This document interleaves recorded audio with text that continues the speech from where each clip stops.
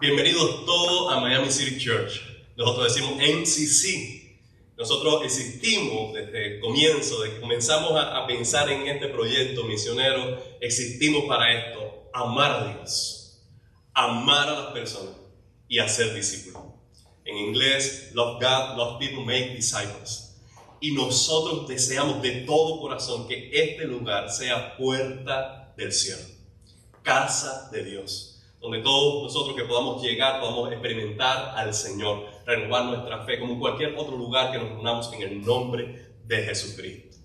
Al pensar en qué predicar en esta tarde preciosa, vino a mi mente un versículo muy conocido. Ese versículo que ya leímos en el devocional, el Juan 14:6. Juan 14:6. Dice así Jesús: yo soy el camino, la verdad y la vida. Nadie viene al Padre sino por mí. Reina Valera de 60. Vamos a leerlo todos juntos. Yo creo que no lo sabemos de memoria, ¿ok? Y Jesús dijo: yo soy el camino. Nadie viene al Padre sino por mí. El Señor Jesús está diciendo esta palabra en un momento crucial de su ministerio. Es la última semana del ministerio de Jesús. Jesús está en el aposento alto desde el capítulo 13, en una reunión muy íntima con sus discípulos. El capítulo 13 es cuando Jesús lava los pies a sus discípulos, anuncia que alguien lo va a... y anuncia que Pedro va a negarlo antes que el gallo cante dos veces. Y entonces, en un momento tan complejo en que él además anuncia su despedida, en que va a partir de este mundo y que los discípulos van a quedar solos, el corazón de los discípulos se turbó. ¿Cuántas emociones podrían estar experimentando ellos en ese momento? Puedes enumerarla una vez más. Avergonzado quizás por el orgullo que había en su corazón, que no quería lavarse los pies unos a otros y el propio maestro les enseñó a ser humildes. Alarmado porque Jesús había anunciado que alguien los va a traicionar. Estremecido porque Pedro cobardemente le iba a negar. Inseguro porque Jesús iba a partir de este mundo. Con razón, la turbación que había en el corazón de los discípulos era evidente en su rostro. Quizá un silencio profundo, quizá tristeza. Había en el ambiente un silencio de una mosca volar. Creo que en ese momento el Señor Jesús quiso alentar sus corazones. Y yo creo que nosotros estamos viviendo una etapa post-pandemia y una etapa social ahora en Miami y en los Estados Unidos en que hay muchos sentimientos encontrados. Hay muchos sentimientos. Le voy a hablar de mí. Siento enojo cuando veo los precios elevados de la sociedad. El precio elevado de la gasolina, los alimentos, la renta, las casas. Enojo. Siento frustración a veces cuando estoy hablando con personas que, por mucho que tú quieres argumentar o dialogar o razonar, no entienden. Las personas a veces están tan obstinados en su forma de ver las cosas o en su opinión o sus intereses, que a veces dialogar puntos de vista diferentes o perspectivas diferentes es imposible en una ciudad que es democrática. Eso me frustra. Siento también desespero al ver cómo la sociedad, la ciudad de Miami, se está poniendo cada vez más compleja. Evidente en los tráficos, en las filas, en la cantidad de personas que están llegando. Y todos estos sentimientos creo que no son únicos míos, sino que usted pudiera sumar otros. Y todos nosotros estamos viviendo como si fuéramos en una olla que uno piensa que va a explotar en cualquier momento. ¿Algunos se sienten así? ¿No sentimos de alguna forma así? De alguna manera, la normalidad o vida que era nuestra normalidad ante la etapa de la pandemia, eso nos despedimos ya para siempre, para entrar en una nueva normalidad, que puede cambiar, pero ahora es una nueva normalidad. Mi corazón, una y otra vez, yo lo siento que se turbia, con muchos pensamientos, sentimientos, emociones, preguntas, hasta incertidumbre en ocasiones. Por eso me identifico con el momento en que estaban los discípulos y creo que todos nosotros como cristianos de Miami de este año nos podemos identificar también. Una vez más que otras, nos hemos sentido con el corazón turbado. Y cuando habla del corazón turbado, es el corazón como el agua que en un río puede caer una piedra o puede entrar una manada de ganado y turbia el agua, que no ve las cosas claras y que no es potable esa agua. Así se turba a veces el corazón.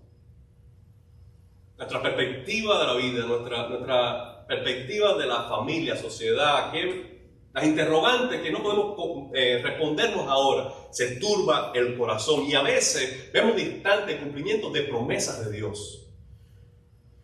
Y en ocasiones, para serles sincero, yo sé que no vemos a Dios obrando como quisiera que obrara. No lo vemos tan claramente obrando, haciendo justicia, arreglando situaciones. Por eso creo que es oportuno esta palabra de Jesús. Jesús dijo, cuando el corazón esté turbado, recuerden, yo soy el camino. Recuerden, yo soy la verdad. Y recuerden, yo soy la vida. Cuando nuestro corazón se turba, lo que más necesitamos es una visión renovada de quién es Jesucristo. Porque cuando tenemos una perspectiva renovada de quién es Él, todo cambia. Porque si yo conozco quién es Él y Él está conmigo, yo soy más que vencedor. Amén. Ahora, lo curioso es que nadie puede conocer a Jesús, en primer lugar, si el Padre no lo revela.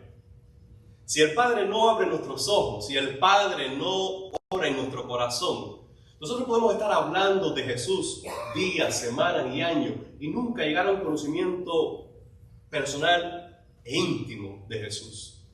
Porque Jesús no se conoce como un personaje en la historia, que tú lees un libro de historia y dices, ya yo sé quién es George Washington. No.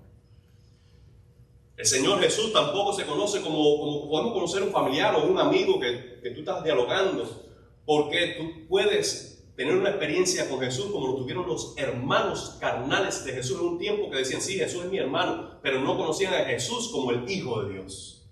Porque a Jesús no se conoce según la carne como persona humana, sino según el Espíritu, como la imagen de Dios encarnado. Por eso, el conocer a Jesús es imposible para nuestros recursos humanos. Necesitamos el toque del Padre, que abra nuestros ojos, que sensibilice nuestro corazón para apreciar a Jesús, valorarlo, amarlo, adorarlo. Por eso cuando Pedro dijo, tú eres el Hijo del Dios viviente, Jesús lo alabó y dijo, bienaventurado eres Pedro, porque eso no te lo reveló otro ser humano. Eso no lo aprendiste en la escuela dominical, eso te lo enseñó tu Padre, mi Padre que está en los cielos. Jesús mismo oró en Mateo 10 diciendo, Padre, te alabo, porque tú escondiste todas estas cosas preciosas del reino de Dios de los sabios y entendidos y se las revelaste a los niños. Sí, Padre, porque así te agradó. Una vez más queda evidente que conocer a Jesús no es asunto de una materia o una asignatura en la escuela. Se trata de un trato especial de Dios, abriendo el corazón. Por otro lado, si Jesús Él mismo no se nos da a conocer, nunca podremos hacerlo. Por eso, en los evangelios, principalmente el evangelio de Juan, Jesús se revela con 7 yo soy. Uno de ellos es yo soy el pan de vida, yo soy la luz del mundo, yo soy la puerta, yo soy el buen pastor, yo soy la resurrección y la vida, yo soy el camino, la verdad y la vida, yo soy la vid verdadera. Cuando Jesús se da a conocer, es que nosotros entonces podemos entenderle.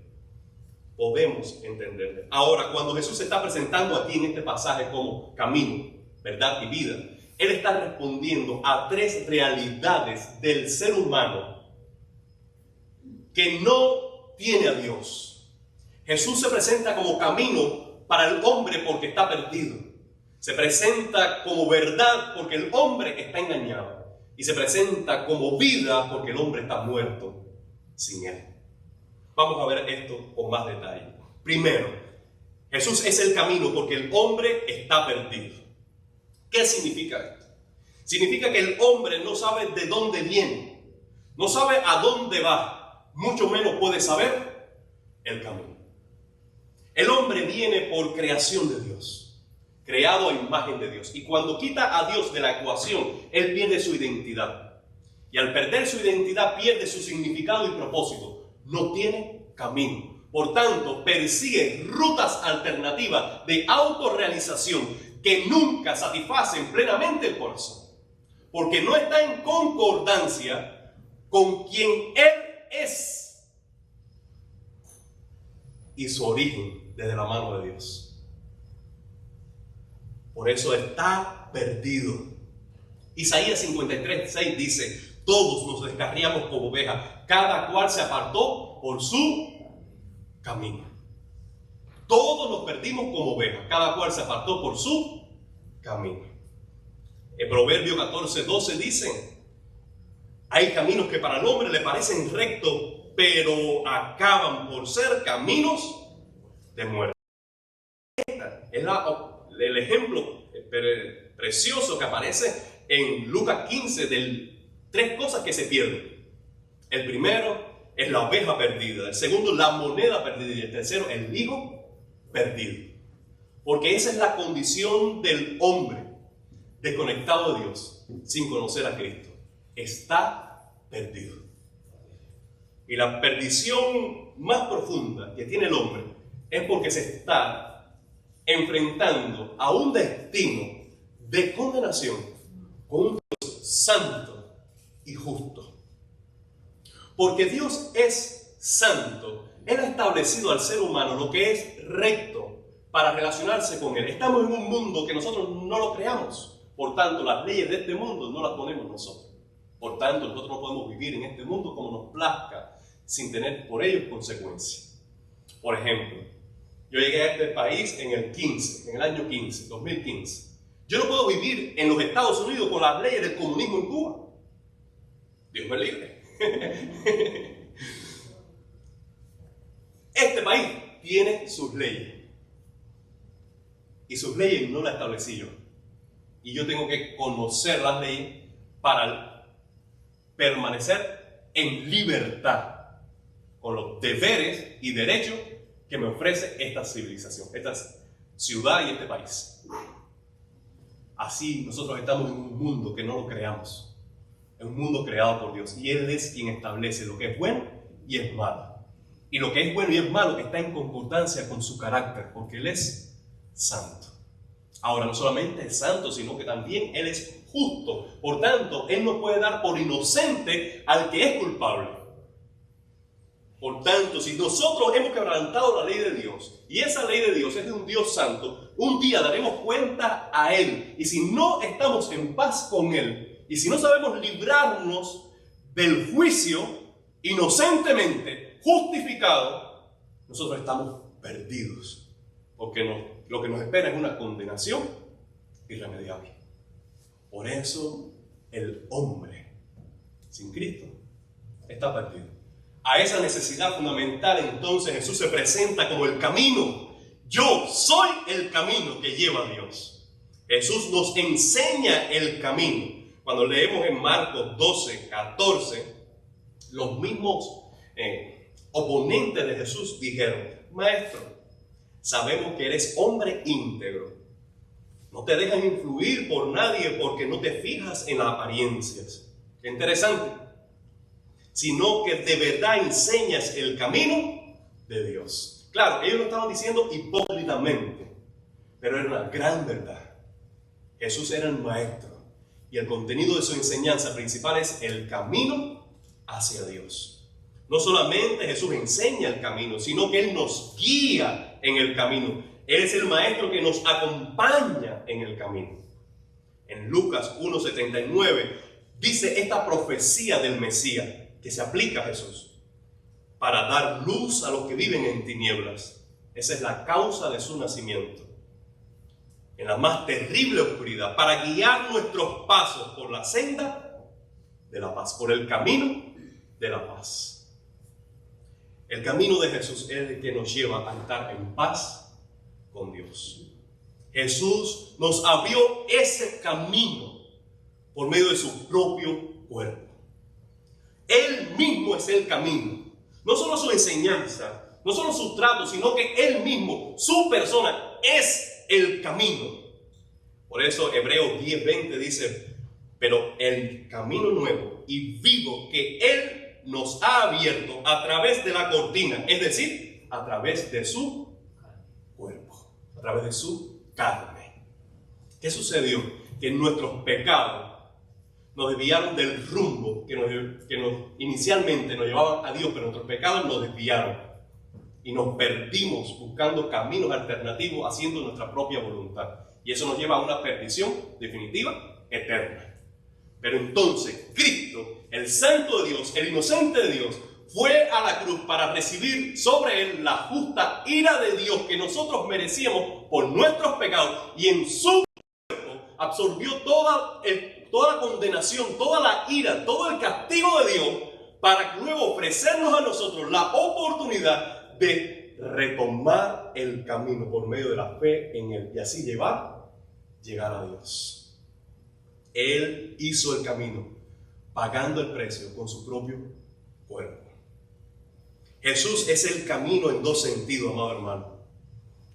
Inicialmente y principalmente según el contexto en que Él es el camino del hombre hacia Dios, pero también es el camino de Dios al hombre. Porque a Dios nadie lo vio jamás, pero el unigénito, el Hijo, que habitaba en el seno del Padre, Él le dio a conocer. Por nuestros propios esfuerzos nunca íbamos a poder encontrar la forma de llegar a Dios nuevamente. Entonces Dios hizo un camino y vino a nosotros. Recuerden que aquella mujer que se le perdió la moneda, buscó la moneda. Que aquel pastor que perdió la oveja, buscó la oveja. Y aquel padre que perdió al hijo, en cuanto vio al hijo en el horizonte, se lanzó corriendo a buscarlo. Porque Jesús hizo el camino de Dios a nosotros. La segunda verdad que vemos en este versículo es que Jesús es la verdad absoluta. Eso responde a la necesidad de que el hombre está engañado. El hombre vive en una mentira. ¿Cómo explica eso las Escrituras? Bueno, vamos a decir en primer lugar que todo pecado se concibe en la matriz del engaño. Dice Génesis capítulo 3, versículo 1. Son palabras de Satanás. Es verdad que Dios le dijo que no comieran de ningún árbol del jardín. Fíjense cómo empieza Satanás. Es verdad que Dios le dijo. Es verdad que Dios le dijo. El versículo 4 dice de esta manera.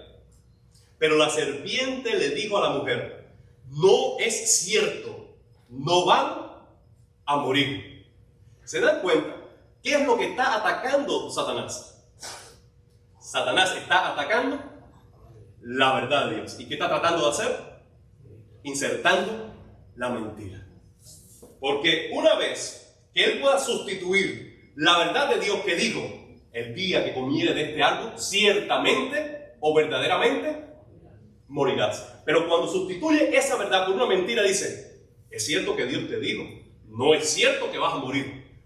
El hombre o la mujer está en la disyuntiva de a quién le voy a creer. Si él permanece o ella permanece creyéndole a Dios, vive en libertad bajo la bendición de Dios y el gobierno de Dios. Pero lo que hicieron ellos fue creer la mentira de Satanás, y esa mentira de Satanás los llevó cautivo a la desobediencia, y la desobediencia los llevó entonces a la culpa, a la vergüenza y al distanciamiento de Dios y a la muerte espiritual.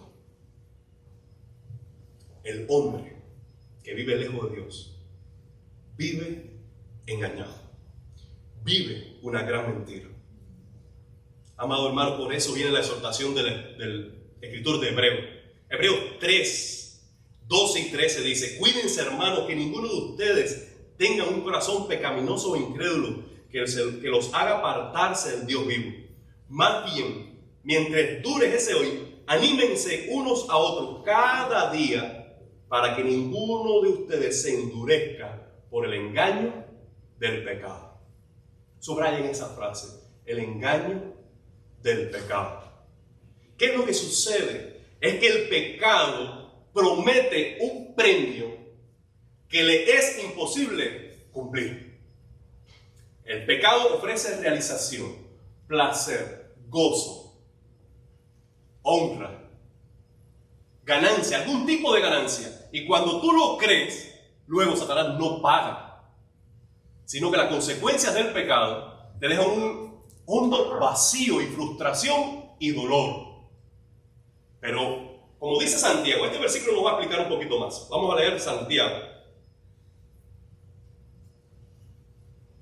Dice, cada uno es seducido. Santiago, vamos a buscar aquí.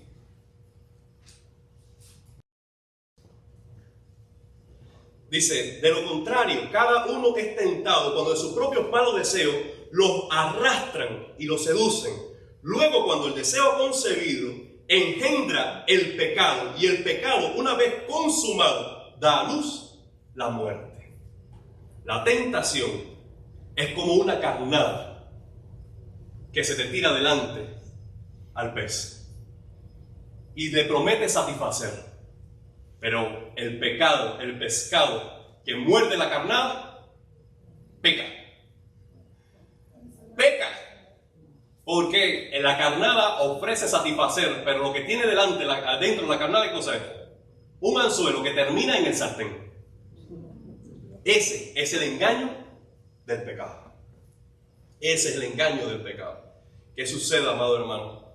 Satanás nos engaña. El engaño nos lleva al pecado. Y el pecado produce en el corazón del hombre muerte espiritual. Muerte espiritual. A esa necesidad del hombre, Jesús responde diciendo, yo soy la verdad.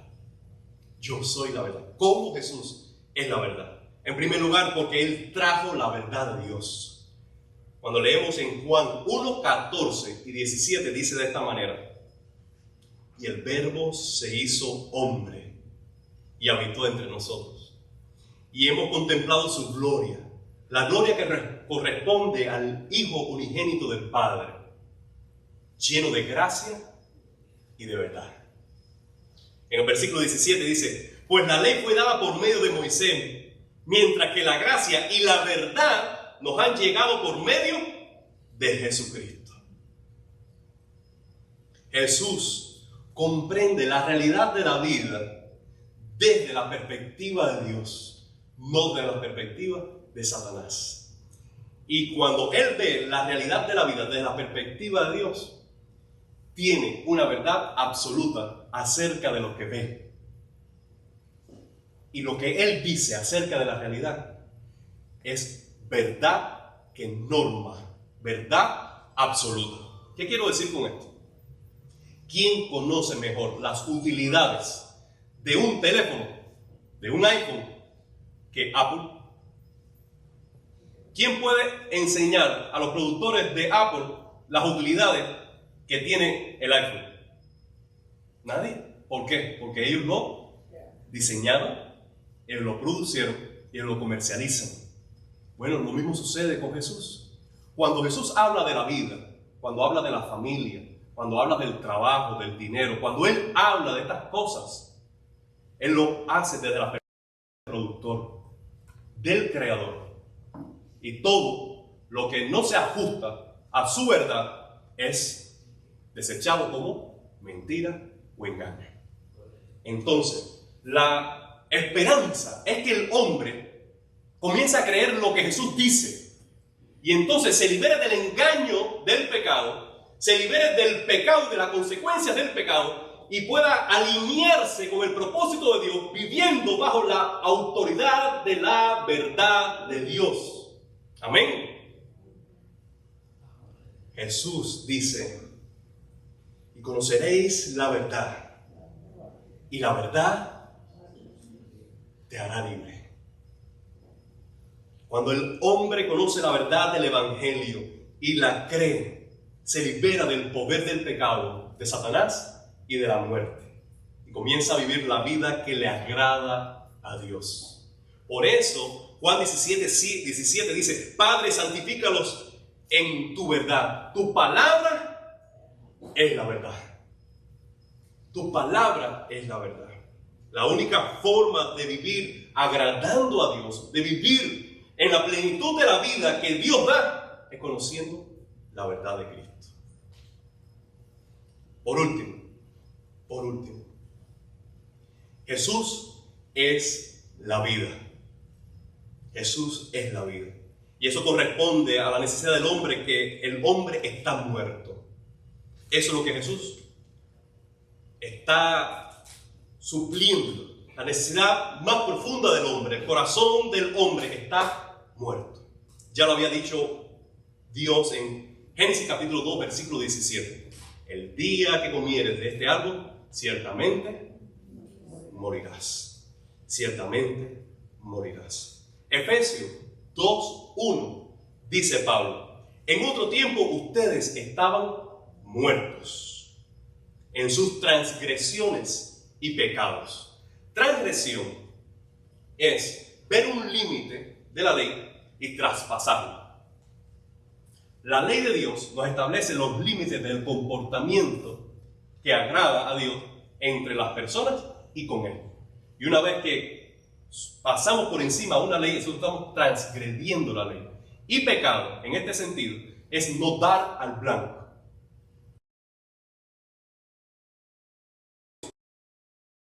Pensar, relacionarnos, tomar decisiones que no dan en el centro de la voluntad de Dios. Eso es pecado. Entonces, cada vez que nosotros nos vamos en el centro de la voluntad de Dios, porque nosotros traspasamos un límite de la ley de Dios, nosotros evidenciamos que nuestro corazón está muerto. Muerto. Ahora, la muerte espiritual es una metáfora. Aunque una realidad del corazón, es una metáfora para enseñarnos lo siguiente. 3 cosas. Primero, la descomposición moral del hombre. La descomposición moral del hombre. Cuando nosotros tenemos en casa un galón de leche y esa leche nosotros vamos de viaje y regresamos y se corta, se corrompe, esa leche nunca vuelve a ser leche. Nosotros pudiéramos hacer yogur o pudiéramos usarla de otra manera, hacer dulce, pero leche no va a volver a ser. Lo mismo puede pasar con una carne que dejamos fuera, se nos olvida, regresamos, se descompuso, se corrompió. Esa carne nunca más va a volver a ser comestible. Así es el corazón del hombre. El corazón del hombre, por estar distante de Dios, está en una corrupción espiritual que en términos teológicos se llama depravación total. Es decir, que el hombre no puede, por mucho que quiera, mejorarse, santificarse y a través de su esfuerzo ser santo o justo delante de Dios. Está corrompido. Lo segundo que nos enseña esta metáfora es que esa corrupción es irreversible. Una persona que está muerta, naturalmente, no volverá a la vida. Y tercero, es que le resulta imposible al hombre remediar esa situación. El muerto nada puede hacer por otros ni por él. Muerto está. Una situación tuya y mía sin Dios. Una situación de corrupción moral total. Una corrupción irreversible. Una corrupción que nosotros no podemos arreglar. La ayuda tiene que venir del exterior. La vida tiene que ser impartida. Aleluya. Por eso Jesús dice, aunque el hombre esté muerto, yo soy la vida. Aleluya. Él tiene vida en sí mismo. Por eso 5:25, presten atención a estas palabras de Jesús. Como si fuera lo más importante que dijera hoy. Presta atención a estas palabras. Jesús dice, Juan 5:25, ciertamente les aseguro que ya viene la hora y ya ha llegado en que los muertos oirán la voz del Hijo de Dios y los que oigan vivirán. Ahora está hablando allí de la muerte espiritual. Y está hablando que él, como hijo de Dios, está predicando el evangelio del reino. El que tiene oídos para oír, va a resucitar espiritualmente cuando pone su fe en el evangelio. Porque así como el Padre tiene vida en sí mismo, así también le ha concedido al Hijo tener vida en sí mismo y le ha dado autoridad para juzgar, puesto que es el Hijo del Hombre. Es decir, que Jesús es la vida, la fuente de la vida, y la imparte por medio de la palabra del Evangelio. Y todo aquel que cree en el Evangelio recibe la vida de Dios que viene del poder de Jesucristo. ¡Aleluya! Ahora, hay otra esperanza y es la resurrección final de los muertos. Dice, no se asombren de esto porque viene la hora en que todos los que están en los sepulcros también oirán mi voz. ¡Aleluya! Y saldrán de allí. Los que han hecho bien serán resucitados para tener vida, pero los que han practicado la maldad resucitarán para ser juzgados. Es decir, que hay dos muertes y hay dos resurrecciones. Está la muerte del corazón que está distante de Dios y cuando escucha el Evangelio resucita y tiene nueva vida, tiene un nuevo nacimiento. Y está la segunda muerte, la muerte física, que es la separación del alma del cuerpo. Pero un día, todo lo que hemos creído en Cristo, que hayamos experimentado la primera resurrección, el nuevo nacimiento, escucharemos las trompetas, escucharemos la voz del cielo y seremos levantados juntamente con Cristo para unirnos con Él en el cielo. Aleluya. Porque Jesús dijo, yo soy la resurrección y la vida. El que cree en mí, aunque esté muerto, vivirá. Esa es la esperanza eterna de los hijos de Dios.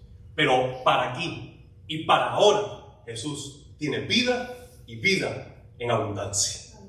Por eso en Juan capítulo 10, versículo 10 dice que el ladrón no viene sino para matar, hurtar y destruir.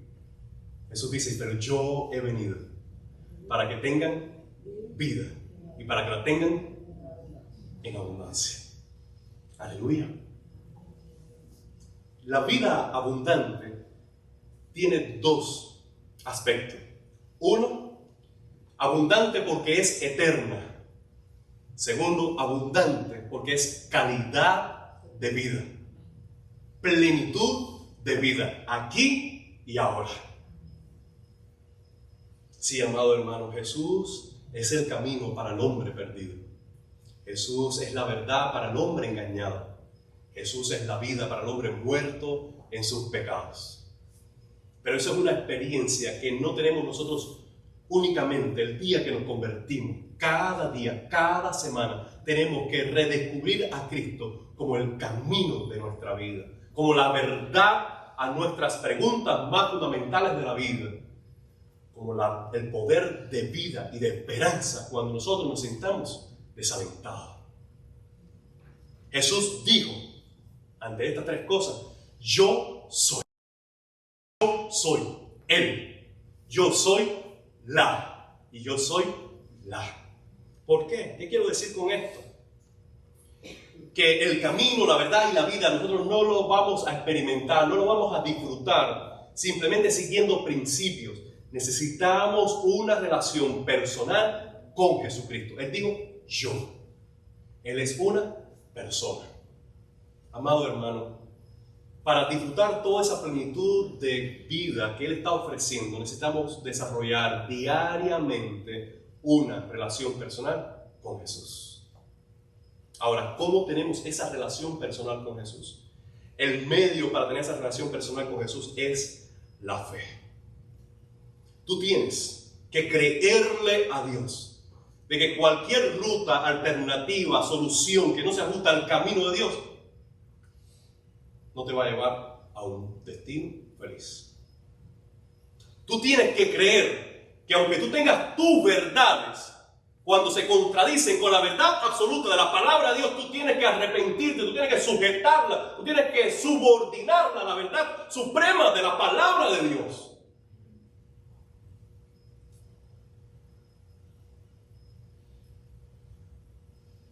Y cuando tú te sientes hundir, que todo tu horizonte se vuelve negro y te falta la fuerza, la energía, la confianza, y tú sientes que la sombra de la muerte viene sobre ti, no es por mucha voluntad, no es por mucho querer, no es por mucho desear, no es por...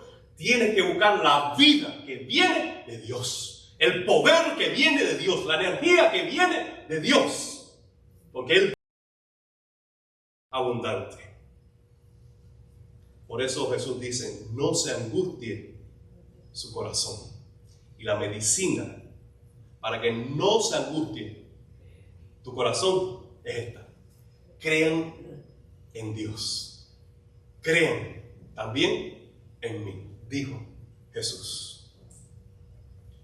Y al hablar Él de yo soy el camino, nadie viene al Padre sino por mí, Él se está presentando como solución exclusiva de salvación para el hombre.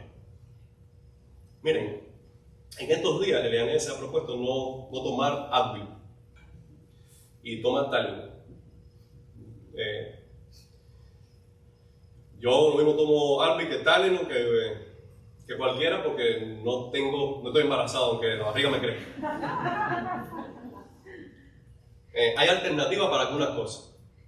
Si ustedes no han almorzado, hay varias alternativas. Uno va a comer arroz frito, otro va a comer una pizza, y al final todo el mundo dice, we have a lunch. Todo el mundo tenemos un lunch, un almuerzo.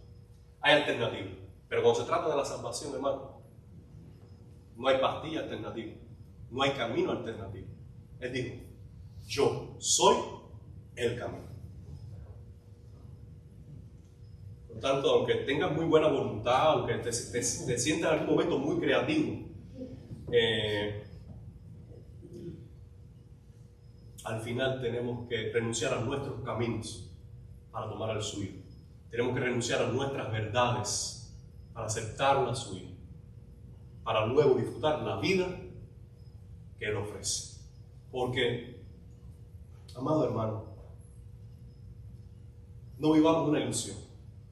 No podemos estar en nuestros caminos.